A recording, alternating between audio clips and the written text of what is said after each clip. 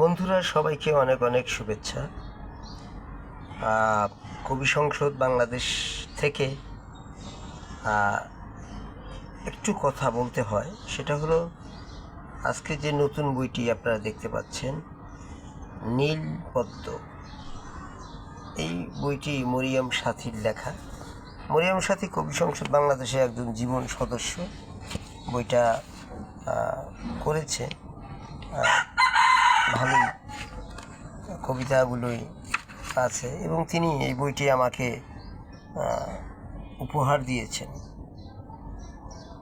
5 তারিখ, এবং এইটা টই টই প্রকাশনী থেকে বইটা প্রকাশিত হয়েছে।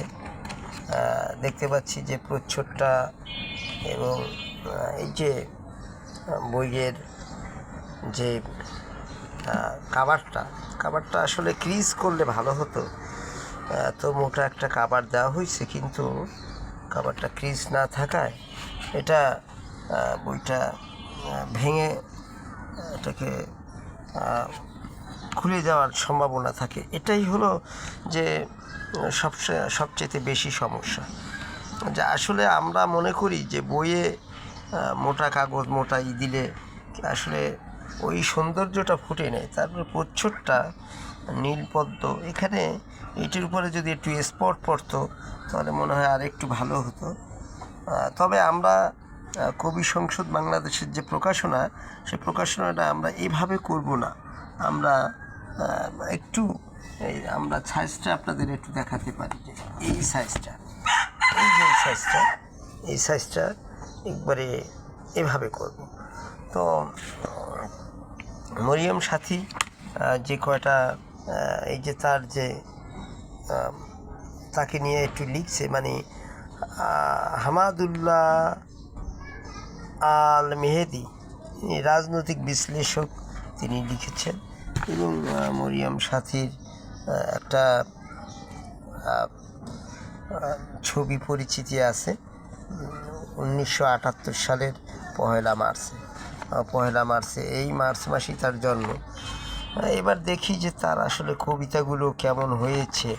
তবে তার আগে একবারে কচি হাতের প্রচ্ছদশিল্পী আমাদের ভাতিজা মোস্তফা সাজিম এই প্রচ্ছদটা করছে, সত্য লেখক, এবং 300 টাকা দাম। এই যে বইয়ের দামটা 300 টাকা, এটা একটু বেশি হয়ে গেছে। কারণ কি, এটা একক বই, তারপরে 4 ফর্মার বই, 300 টাকা, এটা কি বেশি হলো না? তো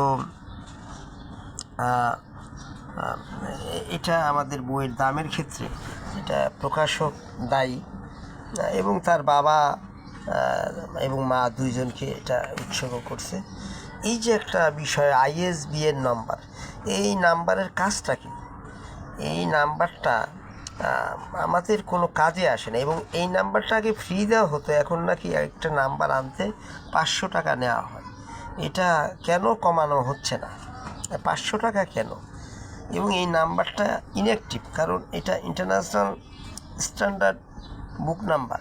কিন্তু এই নাম্বারে যে সার্টিফিকেটটা দিল, এটার কাজটা কি? এই কাজটা আমাদের যে কর্তৃপক্ষ, যারা এটাকে পরিচালনা করে, তারা এটার দাম কেন 500 টাকা রাখা, এটা একটা বোঝার ব্যাপার আছে। কবির প্রথম একটি কবিতা, একটি গোলাপের অপেক্ষায়, কি দেবে আমায়, সোনার হরিণ চাই না, যদি কিছু দিতে চাও একটি গোলাপ দিতে পারো, চুপচাপ কেন ফুরিয়ে এলে সময়, হঠাৎ মনে পড়ে যাবে স্বজন হারানোর শোক। এরকম আমার কাছে বুকের ভিতর একটি ছোট্ট বাড়ি, ছোট্ট প্রাচীন দেয়াল, ভালোবাসায় ভরে যাকে জীবন, থেমে যাবে ঘৃণা তার তাণ্ডব।